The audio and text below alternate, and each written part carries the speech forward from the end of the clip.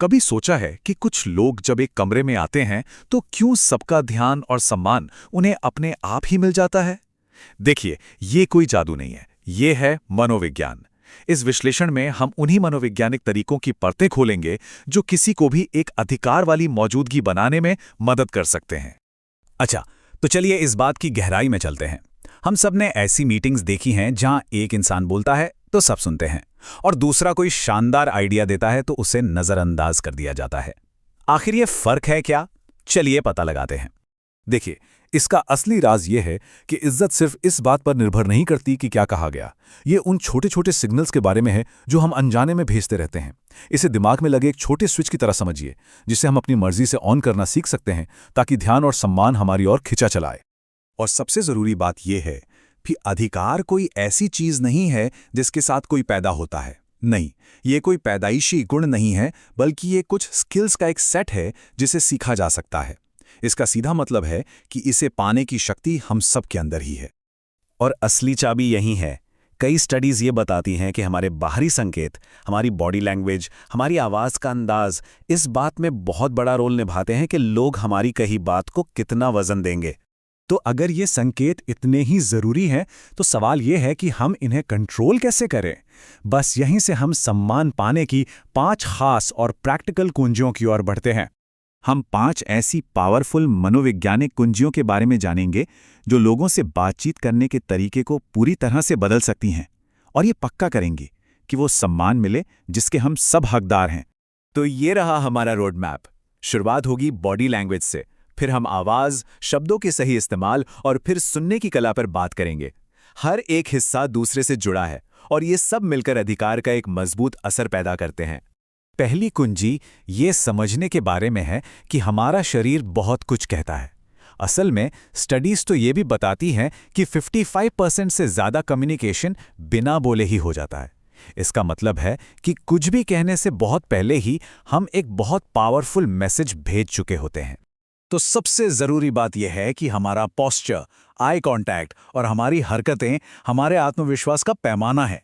एक ऐसी मुद्रा सोचिए जो कहती है मैं यही हूं, एक ऐसा आई कांटेक्ट जो कहता है मैं आपसे जुड़ा हुआ हूं, और ऐसी हरकतें जो कहती हैं मैं कंट्रोल में हूं। यहां पर फर्क बिल्कुल साफ है।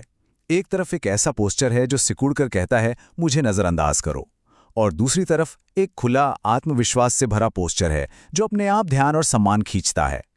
ठीक है, बॉडी लैंग्वेज की बात हो गई, तो अब आते हैं आवाज पर। क्या कभी किसी पर सिर्फ उसकी आवाज के आधार पर तुरंत भरोसा हुआ है? चलिए देखते हैं कि आवाज का अंदाज अधिकार की सोच को कैसे बदल सकता है।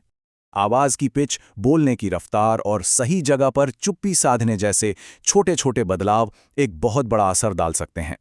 एक गहरी गूंजने वाली आवाज को अक्सर ज्यादा अधिकारपूर्ण माना जाता है, जबकि सही जगह पर लिया गया एक छोटा सा पॉज शब्दों को और भी ज्यादा शक्तिशाली बना देता है। यहाँ हम एक हिचकिचाते हुए अंदाज और एक ऐसे अंदाज के बीच सीधा फर्क देख सकते हैं जो यकीन और कंट्रोल दिखाता है। ये फर्क एक कांपती हुई अनिश्चित लकीर और एक मजबूत सीधी लकीर के बीच का है। हमारी तीसरी कुंजी पूरी तरह से कम ही ज्यादा है वाले आइडिया पर आधारित है।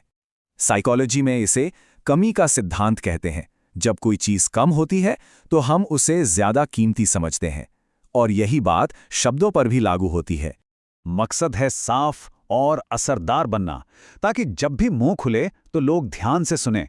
अपने शब्दों को सोने के सिक्कों की तरह समझिए, उन्हें बहुत समझदारी से खर्च करना चाहिए। यह सुनने में शायद थोड़ा उल्टा लगे, लेकिन सम्मान पाने का एक सबसे अच्छा तरीका है सम्मान देना। हमारी चौथी कुंजी ध्यान को खुद से हटाकर दूसरों पर लगाने के बारे में है। पर कैसे? जब आप ये दिखाते हैं कि आपने दूसरे की बात को सच में सुना और समझा है, तो आप असल में सम्मान का एक पुल बना रहे होते हैं। जब किसी को लगता है कि उसे सुना गया, तो आपके नजरिए के प्रति और भी ज्यादा खुला हो जाता है। तो एक बार जब सुनना पूरा हो जाए, तो यकीन के साथ बोलने का समय आता है। हमारी आखिरी कुंजी दृढ़ विश्वास और व्यक्तिगत जिम्मेदारी की भाषा पर टिकी है। मुझे लगता है शायद हमें इस पर विचार करना चाहिए, कहने के बजाय कहें। मेरा मानना है कि यही सबसे अच्छा रास्ता है। मतलब कि अस्पष्टता को हटाकर अपने विचारों पर एक साफ, आत्मविश्वास से भरी ओनरशिप के साथ बात करना। तो चलिए अब इन सभी कुंजियों को एक साथ जोड़कर देखते हैं कि ये कैसे अधिकार का एक स्थायी प्रभाव पैदा करते हैं जो अगली बातचीत से ही शुरू हो सकता है। तो याद रखने वाली बात यह है कि इन पांचों तकनीकों में से हर एक अपने आप में बहुत शक्तिशाली है, लेकिन जब ये एक साथ काम करती हैं तो ये आत्मविश्वास और क्षमता का एक मजबूत और साफ संकेत बनाती हैं। और ये बात साफ होनी चाहिए, ये सब किसी को बहकाने या हेर-फेर करने के बारे में नहीं है। ये है सोच समझकर की गई बातचीत के बारे में।